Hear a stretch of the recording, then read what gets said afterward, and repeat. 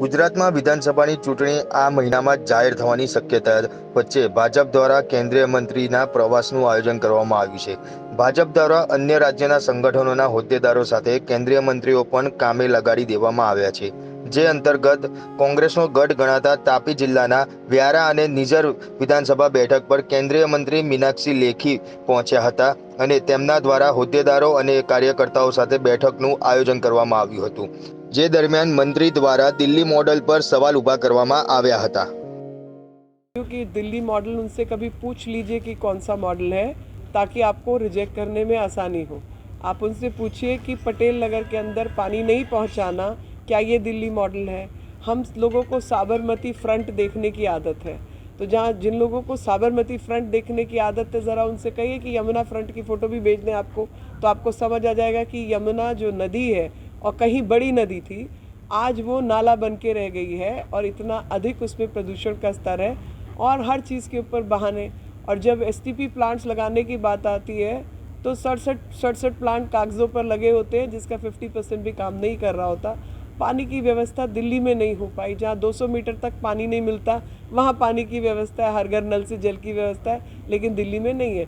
और बोलिए कि आपका कौन सा मॉडल है? आपका वही मॉडल है कि भ्रष्टाचार के माध्यम से शराब की पॉलिसी में जो 12.5% टैक्स का पैसा सरकार के हाथ में आना था, वो बचाकर 2-2.5% कर दिया। बाकी का पैसा कहाँ भेजा, उसका हिसाब दे दीजिए। आप हिसाब दे दीजिए कि जिन जिन ब्लैक लिस्टेड कंपनीज़ को आपने इस तरीके की एक्साइज पॉलिसी बनाई कि उनको लाइसेंसिंग दे दी, कि क्या यही आपका मॉडल है? आप उनसे पूछिए कि वैक्सीनेशन के टाइम पर आप कहते थे ये वैक्सीन मत लगाओ क्योंकि ये बीजेपी की वैक्सीन है, तो आप बताइए भारत पूरा बच गया बीजेपी की वैक्सीन लगाकर या भारत की वैक्सीन लगाकर? आप उनसे पूछिए कि आपके मॉडल में जब ऑक्सीजन आपके दरवाजे पर पहुंच गई थी तो झूठ मूठ जितनी ऑक्सीजन पूरे देश को चाहिए उतनी ऑक्सीजन आप अकेले क्यों मांग रहे थे? और मांग रहे थे तो उनको उन स्थानों तक पहुंचाने की आपकी क्या व्यवस्था थी? कितने आपने क्रायोजेनिक टैंकर खरीद रखे हैं या क्या किया था? क्योंकि 982 मेट्रिक टन जो है उतनी पूरे भारत की ज़रूरत थी कोरोना से पहले लिक्विड मेडिकल ऑक्सीजन की, एलएमओ की। और इन्होंने मांगना शुरू कर दिया कि ये इतनी ऑक्सीजन तो खाली केवल दिल्ली को चाहिए।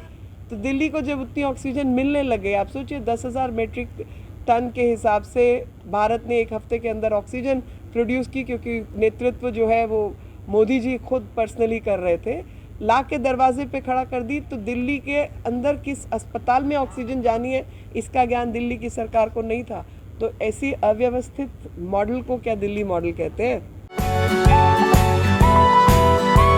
અને ગુજરાતની YouTube ચેનલને સબસ્ક્રાઇબ કરી ક્લિક કરો બેલ આઇકન અને મેળવો વિશ્વભરના ન્યૂઝ અપડેટ।